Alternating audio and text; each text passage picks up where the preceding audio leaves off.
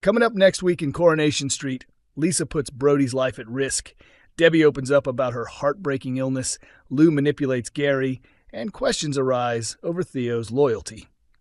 Number 1. Lisa's costly error could have life-threatening consequences.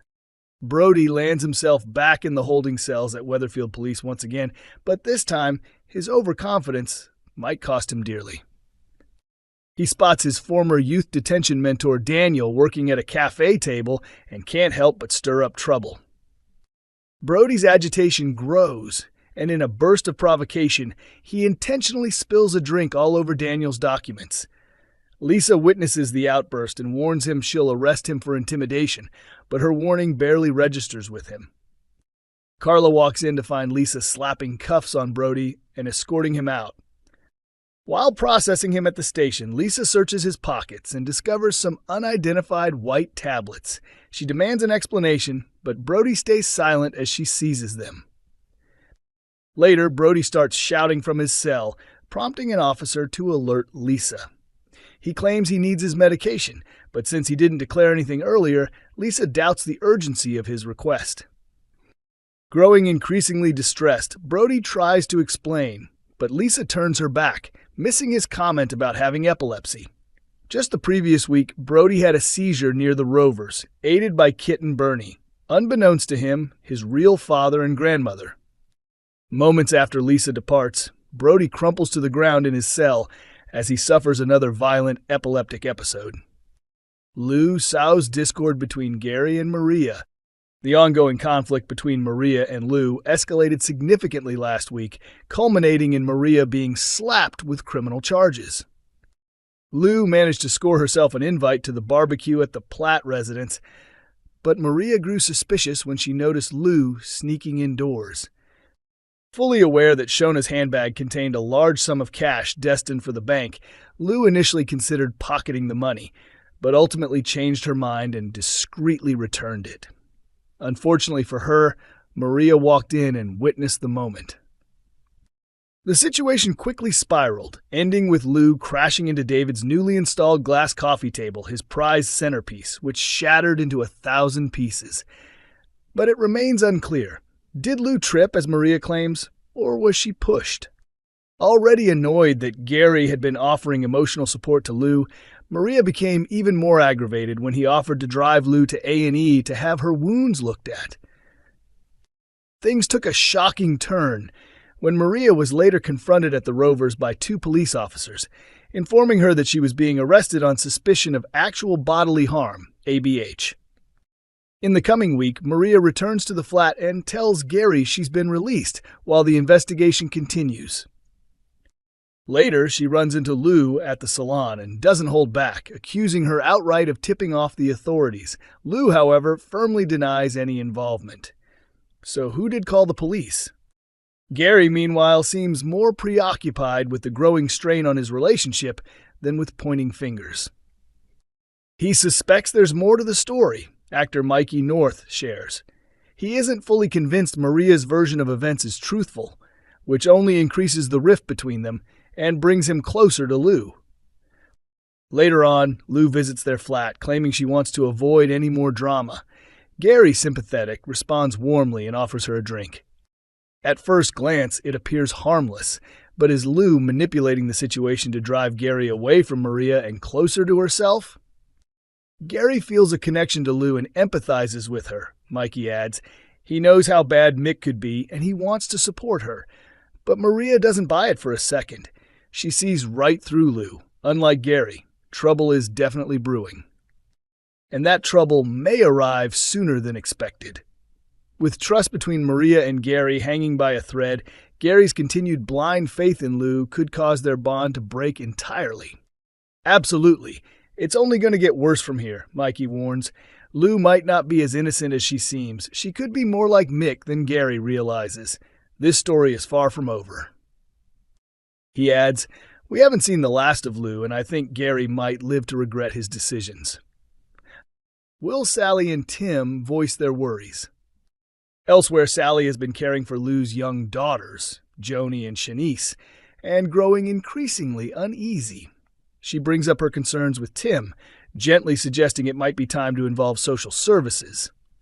With Mick now behind bars for Craig's death, Lou has been clearly overwhelmed, and she even confessed to Brody that leaving the girls with the Metcalfs at least ensured they were getting proper meals. But what truly unsettles Sally and Tim is the girls' fearful reaction to a mild disagreement between the couple, terrified that the raised voices might escalate into violence. It offered a chilling insight into the kind of tension the girls likely endured in the Michaelis household. Now Sally is left wondering whether they should step in officially, but will Tim agree to raise the alarm, even if it risks making life even harder for Lou? On a more hopeful note, despite her initial hesitation, this experience has only reinforced Sally's conviction that pursuing their goal of becoming foster carers is the right path for them. Is Theo being unfaithful? Over at number 11, the tension between Todd and Theo continues to simmer with no resolution in sight. Last week, Theo's teenage daughter Millie stunned everyone by announcing her pregnancy, leading Theo to temporarily move back in with his family to provide support. After Theo shared a photo of his reunited family on social media, Todd couldn't help but feel pushed aside and left out in the cold. Trying to shake off the hurt, Todd heads to the Rovers for drinks with Billy and Sean, hoping for a distraction. In a moment of defiance, he snaps a cheerful selfie of the trio and posts it to his own feed, perhaps as a subtle dig at Theo. But the night takes an unexpected twist when Sean starts scrolling through his dating app and spots something shocking, a profile that looks just like Theo's. Could Theo really be cheating, or is someone planting seeds of doubt? As the drama unfolds, Theo later manages to calm Todd down and begins to suspect that something more sinister is at play. Is someone deliberately trying to drive a wedge between them? The question remains, who's behind the sabotage? Todd crosses a dangerous line. As the week unfolds, Glenda and Sean get busy handing out flyers for an upcoming drag night at the Rovers. Todd convinces Theo to come along, hoping the evening will offer them both a bit of levity. But Theo seems preoccupied, glued to his phone as messages from Millie keep pouring in. Todd hides his irritation, silently wishing Theo would let loose and enjoy himself. As the drinks flow, Sean casually drops a bombshell. He mentions to Theo, much to his surprise, that Todd and Billy used to be romantically involved. Later, when Todd spots Theo's unattended phone, he mischievously switches it to airplane mode, hoping to give him a break from Millie's relentless texting. With no notifications coming in, Theo assumes she's backed off. He finally relaxes, strikes up a conversation with Billy, and the two even exchange numbers. But the night takes a sudden dark turn. Theo discovers his phone's been offline the entire time and panics when he sees frantic messages from Danielle. Millie's been rushed to hospital. Devastated and furious, Theo storms out. Has Todd gone too far this time? And can their relationship survive it? By Friday, the aftermath is still unfolding. Todd finds Theo sitting in the front room at number 11, repeatedly snapping an elastic band on his wrist, a subtle but troubling sign that he's struggling. Meanwhile, Millie confesses she's finding it unbearable living with her mother and is emotionally at breaking point. Theo suggests she stay with him a little longer. All eyes turn to Todd. Can he handle the pressure of playing stepdad again? But Millie's already made up her mind. She later confronts Todd directly and tells him in no uncertain terms that she wants her father back in her life full time. She's craving stability, and she's prepared to do whatever it takes to make that happen. The real question is, how far will Millie go to make sure she gets her way? Number 6, Debbie finally opens up about her heartbreaking diagnosis. Meanwhile, Debbie is visibly unraveling as she continues to fight a private and painful battle. Early onset dementia is taking its toll, and she's barely holding it together. Since breaking things off with Ronnie in the aftermath of her diagnosis, Debbie has found it increasingly difficult to cope. She confides in Bernie, who suggests they head to the hotel bar for a quiet drink to help her decompress. But things quickly take a turn. As they step into Chariot Square's bar, they spot 16-year-old Brody sipping a drink with a friend. When Debbie confronts him and asks for ID, he comes up short. Already on edge, Debbie snaps. In a burst of fury, she grabs his bottle and smashes it against the bar, leaving Bernie stunned at her outburst. On Friday's episode, viewers will experience a glimpse into Debbie's reality, disorientation and confusion shown from her perspective. Bernie becomes increasingly alarmed when Debbie forgets to pay at the cafe and things begin to spiral. Concerned, she keeps a close eye on her friend. Later, Debbie informs Ronnie and Leanne that the upcoming awards ceremony at the hotel must be canceled due to a water leak. Leanne, quick to help, offers Speed Doll as an alternate venue. Despite repeated claims that there's nothing romantic between Ronnie and Leanne, Debbie can't help but feel unsettled watching them share an easy laugh together. But she's about to uncover something even more explosive. Her younger brother Carl, who is the only family member aware of her condition, is still determined to pursue Abby, despite the complications. In a hushed conversation out of Kevin's earshot, he tells Abby that they're destined to be together. They're both startled when they suddenly realize Debbie is standing nearby, silently watching them, but before anyone can react, Debbie collapses to the floor. When she regains consciousness, Kevin and Abby insist she be taken to hospital. Debbie, too exhausted to resist, finally surrenders. But instead of agreeing to tests, she tells them the truth. There's no point, because she already knows what's wrong with her. She has dementia. Now the question hangs in the air.